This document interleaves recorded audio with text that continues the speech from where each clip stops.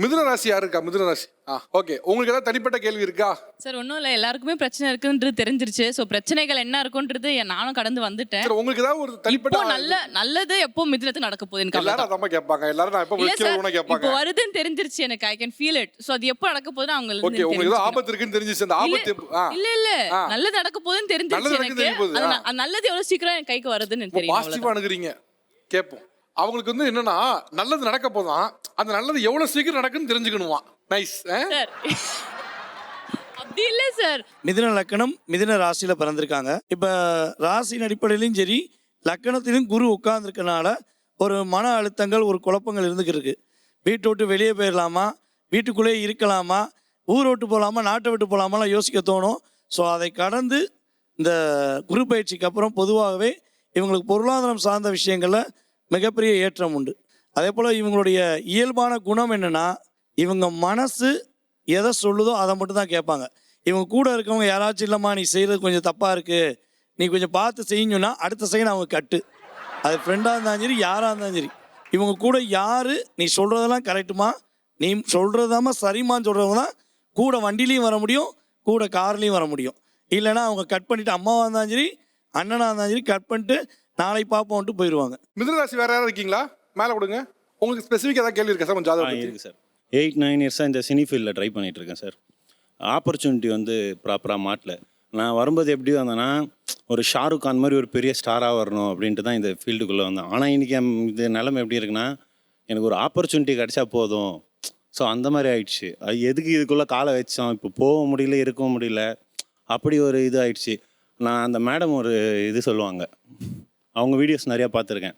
இந்த மாதம் உனக்கு நல்லது நடக்கும், அடுத்த மாதம் நல்லது நடக்கும் சொல்லி இப்போ அவர் நவம்பருக்கே கூட்டின்னு போயிட்டாரு. ஓகே. அவங்க வீடியோ பார்த்து நல்லது நடக்கும் அவங்களுக்கு தான் இப்போ பார்த்து கொஞ்சம் அந்த உயிர் வாழ்ந்துன்னு இருக்கேன்னுவாங்கல்ல, ஸோ அவங்களது பார்த்தா வாழ்ந்துன்னு இருக்கேன். நாளைக்கு நல்லது நடக்கும், நாளானிக்கு இல்லை. ஆக்சுவலாக இதுக்கு மேலே காலரை தூக்கி விட்டு கெத்தா நடக்க வேண்டியதான். நான் 2ஆம் இடத்துல குரு சார். ஒரு குழந்தையால வந்து ஒரு 2 கிலோமீட்டர் தான் நடக்க முடியும். அந்த குழந்தை முதுகில் ஒரு 20 கிலோ வெயிட் இருக்குன்னா அதனால் நடக்க முடியாதுல்ல. முடியுவான்னு சொன்னால் அது பேசாமல் நடந்து போய்டுற மாதிரி தலைக்கு மேலே குரு இருந்தார், ஜென்ம குரு. ரொம்ப படாத பாடு பட்டிருப்பாங்க. எடுத்தோன்னே நல்லா இருக்க மாட்டேன்னு சொன்னால் யாருக்காக இருந்தாலும் கோவம் வரும்ல. இந்த அடுத்த மாதம் நல்லாயிருவேன், இந்த மாதம் நல்லாயிருவேன்னு சொல்லி அப்படியே கூட்டு போயாச்சு. இப்போ உண்மைக்கே தனக்காரகன் தனஸ்தானத்தில் வரப்போகிறான். இதை தாண்டி வேறு ராஜயோகம் ஒன்றுமே இல்லை. கண்டிப்பாக இவருக்கு வருமானம் வருதோ இல்லையோ, குடும்பத்தில் வருமானம் வரும். அது நம்மளுக்கு வரணும் இல்லை மேம், நம்ம குடும்பத்துல வந்தாதானே குடும்ப பிரச்சனை எல்லாமே சரியாகும். இல்ல அவர் என்ன நினைக்கிறாருன்னா, அவரோட வாய்ப்புகள் பெருகணும்னு நினைக்கிறாரு. அவர் நான் சைன் ஆகணும். கண்டிப்பா இவருடைய பேச்சுக்கு இனிமே ஆளுமை கிடைக்கும் சார். ஆக்சுவலா அவருக்கு ஜூலை 13 ரொம்ப தொழில் நல்லா வந்துடும். அவருக்கு பயப்பட வேணாம். ஆனா எல்லா இடத்துலயும் வாயை மூடிக்கின்னு இருந்தாருன்னா ரொம்ப நல்லா இருக்கும். அது ஒண்ணு மட்டும் தான். வாயை மட்டும் திறக்காம இருந்தீங்கன்னா இல்ல சார், அதனால தான் நிறைய போயிடுச்சு சார். சரிப்பா, கொஞ்சம் வாயை கம்மி பண்ணிட்டா ஆய்ப்பு மஞ்சள். இல்ல அவர் ப்ராப்ளம் வாய் தான். அவர் வாயை மூடினாருன்னா ஓஹோன்னு வருவார். அவர் மூடலன்னா திருப்பி ஷாருக் கான கனவுல தான் நினச்சிட்டு இருக்கும். ஓகே. மிதுனத்தை பொறுத்த வரைக்குங்க, பொதுவாக இந்த வருஷம் வந்து குரு பயிற்சினால வருமானம் அதிகரிக்கும். அதே மாதிரி குடும்பத்தில் சுப நிகழ்ச்சிகள் ஏற்படும். கோர்ட்டு வழக்கு, நண்பர்களோட ஏதாவது மனத்தாங்கல்லாம் இருந்தால் அதெல்லாம் சரியாகிறதுக்கான வாய்ப்புகள் உண்டு. உத்தியோக உயர்வு, இன்க்ரிமெண்ட் உயர்வு ஏற்படும். ஸோ ஷாருக்கான அளவு இல்லைனாலும் ஒரு ஆவரேஜ்க்கான அளவுக்கு போயிடலாம். ஸோ திருமணமாகாதவர்களுக்கு, பொதுவாகவே மிதுன ராசிக்காரர்களுக்கு திருமண வாய்ப்பு ஏற்படும். பிரிந்த உறவுகள் மீண்டும் வரும்.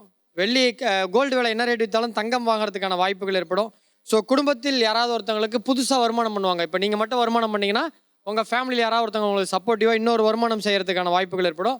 கொஞ்சம் இண்டஸ்ட்ரியில் புகழ் கண்டிப்பாக கிடைக்கும். இந்த குரு பயிற்சி முடியறதுக்குள்ளே இப்போ இருக்கிறவங்களுடைய ஃபாலோவர்லேருந்து ஒரு 30% ஹைக் ஏற்படும். சூப்பர். நீங்கள் பரிகாரம் சொல்லுங்கள் சார். மிதுன பரிகாரம் சொல்லுங்கள். இவங்களுக்கான பரிகாரம் அப்படின்னு பார்த்தோம்னா, மிதுன ராசிக்கு அனாதை பிணங்களாக இறந்துடுறாங்க இல்லையா, அவங்களுக்கு ஈம சடங்கு செய்யறதுக்கான செலவு முழுசாக ஏற்றுக்கிறது மிகப்பெரிய யோகத்தை உங்களுக்கு கொடுத்துரும். ஓகே. ஆதரவு இல்லாமல் இறந்து போன பிணங்களுக்கு வந்து இறுதி சடங்கு செஞ்சீங்க அப்படின்னா உங்களுக்கு வந்து நல்ல விஷயம் நடக்கும் அப்படிங்கிறாரு. அந்த எள்ளு இருக்குல்ல, அந்த எல்லை எடுத்து தினைக்கு இடிச்சு குப்பையில் போட்டுடணும். கருப்பு எல்லை இடிச்சு குப்பையில் போட்டுரும். வேஸ்ட்டாக போயிடும். பரவாயில்ல, கொஞ்சோண்டு இதை ரெகுலராக பண்ணிட்டு வந்தானா தொழிலில் இருக்கிற தடையெல்லாம் நீங்கி அவர் எதிர்பார்க்காத அளவுக்கு தொழில் கிடைக்கும். குரு ஜென்ம குருவா வந்தா எல்லா ராசிக்காரங்களுக்கும் கஷ்டமா? ஒரு கொஸ்டின். குரு வந்து சுப கிரகம்னு சொல்றீங்க, அப்போ எல்லாருக்கும் சுபம் தானே செய்யணும். அவர் ஏன் அவர் வந்து ஜென்ம குருவா வந்தாவோ இல்லை 8ல் உட்கார்ந்தாவோ கஷ்டம் ஏன் கொடுக்குறார்? அதே மாதிரி 3வது கொஸ்டின், குருவுக்கு யார் எதிரி, யார் ஃப்ரெண்டு? ஃப்ரெண்ட்லி வந்து உச்சம் பெறக்கூடிய ராசி கடகம் தான் ஃப்ரெண்ட்லி. அவருக்கு வந்து பகையாக இருக்கக்கூடிய விஷயத்தில் வந்து பார்த்திங்கன்னா மகரத்தில் நீச்சமாவார். அதே சமயத்தில் லக்னம் தான் லக்னம் தான் மெயின். இப்போ ராசியில் நாங்கள் பேசுகிறதெல்லாம் யார் பேசினாலும் 30% தான் அது எஃபெக்ட் ஆகும், அது மேலே ஆகாது. இப்போ துலா லக்னத்தில் இருக்கிறாங்கன்னா குரு வந்து நமக்கு நிறைய லெவலுக்கு பாதிக்கும். மிதுன லக்னம் வந்து உயிரை கூட தூக்கிடும். ஸோ இது போல் பாதகத்தை கொடுக்கக்கூடிய ஏரியாலையும் குரு பாவியாக தான் இருக்கார். ஸோ குரு எல்லாருக்குமே நல்லது பண்ணணும்னு விதி கிடையாது. இப்போ குரு கடகத்தில் வந்து இருக்கிறச்ச உச்சமானாலும் ஏற்கனவே குரு வீட்டில் இருக்கக்கூடிய சனியை அவர் பவர்ஃபுல்லாக பார்க்குறனால தான் இந்த வருஷம் உலகத்துக்கு நல்லது இருக்காதுன்னு நான் கண்டுபிடிச்சது. ஏன்னா சனி ஏற்கனவே உலகத்தை போட்டு புரட்டுறச்ச இன்னும் அதிகமான கஷ்டங்களை தான் கொடுப்பாரு. அதனால் குரு பார்வைப்பட்ட சில ஜோதிடத்தில் வந்து டிஃப்ரென்ஸ் உண்டு, நல்லது நடக்கும். அப்படி கிடையாது, குரு யாரை பார்க்குறாரு, எந்த கோலத்தில் பார்க்குறாருன்றது. ஸோ இதெல்லாம் வந்து ஜோதிடத்தில் சொல்கிறது. துலாம் ராசியோட பொது பலன் என்ன சார்? இப்போ 10ல் குரு வர்றதுனால நிறைய பேருக்கு தொழிலில் ரொம்ப பிஸியாக இருக்கக்கூடிய டைம் அது. அதனால் 10 நிறைய தொழில், ஒரு தொழிலுக்கு பதில் 2 தொழில் போகிறதெல்லாம் நடக்கும்.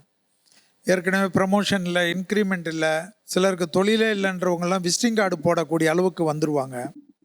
அது இல்லாமல் சனி வந்து பவர்ஃபுல்லாக 6th ஹவுஸில் இருக்கிறது ஒரு பெரிய அட்வான்டேஜ். ஸோ இவங்களுக்கு வந்து ரொம்ப அற்புதமாக பார்த்துக்கலாம். ஆனால் ஒரே ஒரு விஷயம் என்னென்னா, கண்டிப்பாக ஹெல்த்தை வந்து தொந்தரவு பண்ணும்.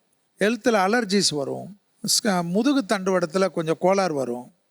அதே போல் ஆங்ஸைட்டி நிறைய வரக்கூடிய டைம் அது, அதை மட்டும் கொஞ்சம் கவனமாக பார்த்துக்கணும். பேரண்ட்ஸ் ஹெல்த்து கொஞ்சம் தொந்தரவு பண்ணும். அந்த பேரண்ட்ஸ் ஹெல்த்தை கொஞ்சம் கவனமாக பார்த்துக்கக்கூடிய நேரம் இது. நீங்க என்ன? துலாம் ராசி சுவாதி நட்சத்திரம். ஓகே, நீங்க தான் கேட்கணுமா? ஆமா. என்ன கேட்கணுமா? எனக்கு என்னோட பிறந்த வீட்டுக்கும் அந்த அளவுக்கு பந்தம் இந்த 1 வருஷமா சரியா இல்ல. எங்க ஃபேமிலிக்கு, என்னோட ஹஸ்பண்டுக்கும் எனக்கு எப்படி இருக்கும் பந்தம் அப்படின்னு கேட்குறேன். அப்பா அம்மா பிரிஞ்சிருக்காங்களாம்மா? அம்மா இல்ல, அப்பா இருக்காங்க. கரெக்ட். இப்போ உங்கள் வீட்டுக்காரருக்கும் உங்களுக்கு பிரச்சனை நடக்குது இல்லையா? இது ஒரு இன்னும் 3 மாதம் பொறுமையாக இருந்துட்டீங்கன்னா இந்த பிரச்சனை சால்வ் ஆயிடும். சின்ன பிரச்சனை தான், பெருசாலாம் ஒண்ணும் இல்ல. ஆமா, சின்ன இல்ல இல்ல இன்னும் பிரச்சனைகள் இருக்கு. ஏன்னா செவ்வாய் மேல ராகு கேது போயிட்டு இருக்காரு. அது 3 மாசம் தெரிஞ்சா சாதாரணமா நார்மலா ஆயிடும். பார்த்தா அதிகமாயிடும் போது. அதே மாதிரி லக்னத்துல சுக்கிரன் இருக்கறனால பொன்பொருள் சேர்க்கையில உங்களுக்கு கவலை இல்லை, பிரச்சனைகள் வராது. நிறைய நகை வாங்குற யோகங்கள்லாம் நல்லா இருக்கு. அம்மா வீட்டுக்கு எனக்கும் இப்படியே தான் இருக்குமா? பிரிவுகள் 1 இயர் அப்படிதான் இருக்கு. நிறைய நல்லது செஞ்சிருக்கேன், எதையுமே யோசிக்கல. அம்மானால உங்களுக்கு அதிகமாக விரயங்கள் இருக்கிறதுனால அம்மானால பெரிய நன்மைகள் இல்லை. அதை அப்படி சொல்லிட்டு விட்டுற முடியாது, நீங்க செய்ய வேண்டியதை செஞ்சிருங்க. இப்ப ஏதாவது சொத்து வாங்குற யோகங்கள் உங்களுக்கு இருக்கு. எனக்கு அதெல்லாம் பிரச்சனை இல்லை சார். எனக்கும் என் அவங்க அம்மாவோட ஹஸ்பண்டுக்கும் வந்து ரிலேஷன்ஷிப் கேக்குறாங்க. சார் 4ஆம் இடத்துக்கு 12ஆம் இடத்துக்கு போயிருச்சு. அதனால அம்மாவுக்கு உங்களுக்கு எப்போதுமே கருத்து வேறுபாடு இருக்கத்தானே செய்யும். அவ்வளோ ரிலேஷன்ஷிப் அவ்வளோ குட்டா இருக்காது, ஒரு மாதிரி இதாக தான் இருக்கும்.